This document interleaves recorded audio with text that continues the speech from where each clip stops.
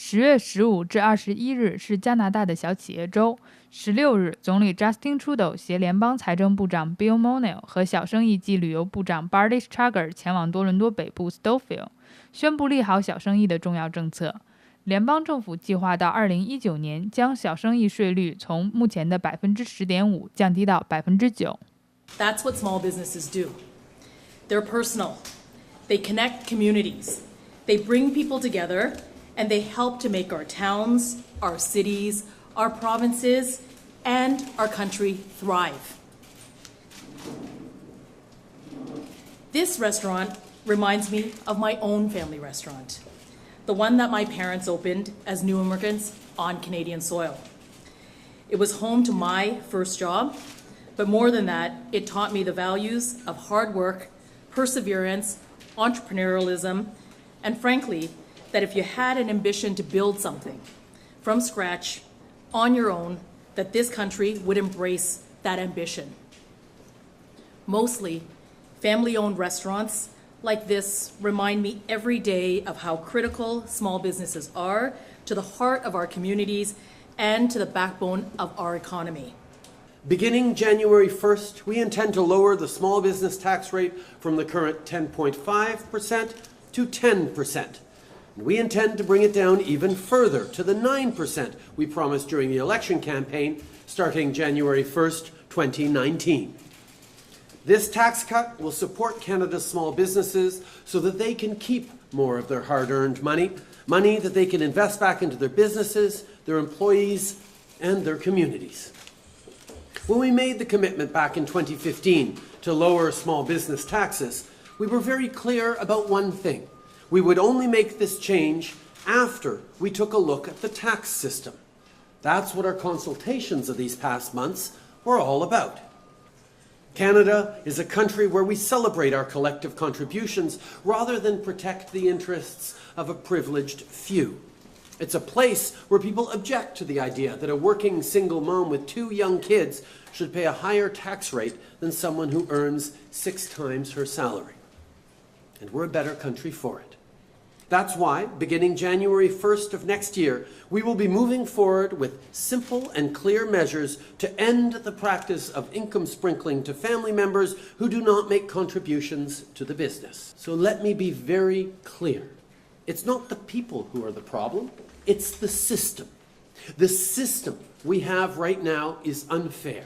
The system we have right now encourages the wealthy to pay less tax and requires middle-class Canadians to pay more. Well, that's wrong, and we're going to change it. As part of our consultations, we also heard from many of Canada's hardworking entrepreneurs, including farmers and fishers. Many expressed concern that changes to the lifetime capital gains exemption rules would make it more difficult for them to pass their family business on to their children. We believe that after working hard to build a successful family business, no mom or dad or grandma or grandpa should be forced to choose between a decent retirement and keeping the business in the family. For this reason, we will not be changing the lifetime capital gains exemption rules. And further, we will continue to work with farmers, fishers, and entrepreneurs to ensure that they can pass on their businesses to the next generation. Powerful interests have benefited a lot from the current system, and they will fight hard to maintain the status quo. We knew that going in. But nothing will stop us from building an economy that works for more Canadians. That's why we stopped sending child benefit checks to millionaires. And it's why we raised taxes on the wealthiest 1% so we could lower them for the middle class. We did that because it was the right thing to do, and because when the economy works for the middle class, it works for everyone. Well, I want to start by welcoming you all and thanking the Prime Minister. As you know, I spent the last few weeks traveling the country, listening to people. I listen intently because it really matters. It matters to me and it matters to our country that we get things right. We know that our current system just isn't fair. It rewards people who are successful more than it rewards people who are working hard to be successful.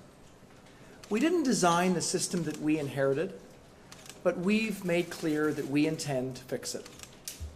And we're going to leave a fairer system behind for the next generation. The first step, though, is always listening. I heard from family business owners, people like the Rampula family who are here with us today, who were concerned. They were concerned that we might go too far with some changes. I heard from women professionals who felt that we didn't necessarily understand their reality. I also heard from my caucus colleagues. I heard from them that we needed to make sure that we were listening to them and listening to their constituents.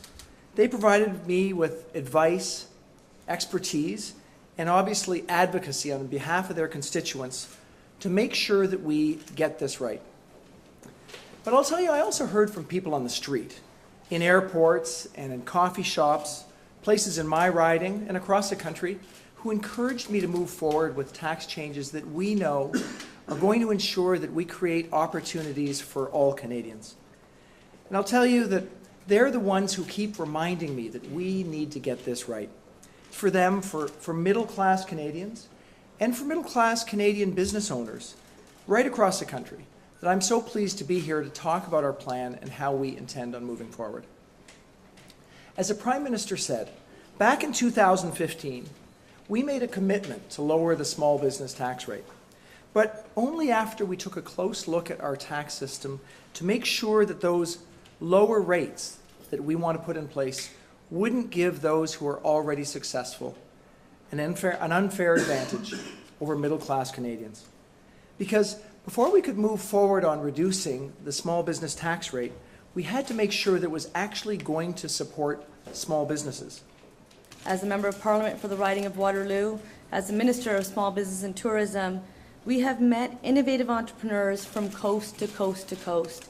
And this is something each of our colleagues, just like Minister Morneau has stated, has been doing in their respective communities. Minister Morneau has traveled this country from coast to coast to coast to ensure that we are listening and engaging to have these very real conversations that are needed for a better Canada. And that is all thanks to the leadership of our Prime Minister Justin Trudeau. We committed to listening and engaging with Canadians in the last campaign, and that's exactly what we will continue to do. We want to encourage that risk-taking remains, because we know that our business owners, our entrepreneurs take risks. We want to see that hard work is rewarded. We are committed to seeing that small business rate is used as intended. We want our small businesses to be able to grow through innovation and trade. And during our consultation period, many agreed with the principles of tax fairness. And we were able to have very good conversations with organizations such as the Small Business Matters Coalition, the Canadian Convenience Stores Association, Startup Canada, and so many more. We met with people right across Canada. We listened and committed to no unintended consequences. The government supports small businesses in many ways. And after today's announcement, with an even lower small business tax rate that will allow our small businesses to grow even more. The BDC supports more than 42,000 entrepreneurs with financing and expert advice. We are actively supporting small businesses invest, innovate, grow, and expand to new markets. And we are delivering on our commitment to put more money back into their pockets, to make it just a little bit easier to focus on what they do best, creating good-paying middle-class jobs. This was a promise we made. This is a promise we kept. I am so proud to be here today as we kick off Small Business Week. Make sure you thank a small business owner in your community. I encourage you to support them in all the ways possible. So thank you so much. Merci beaucoup. CCTV 国际电视报道。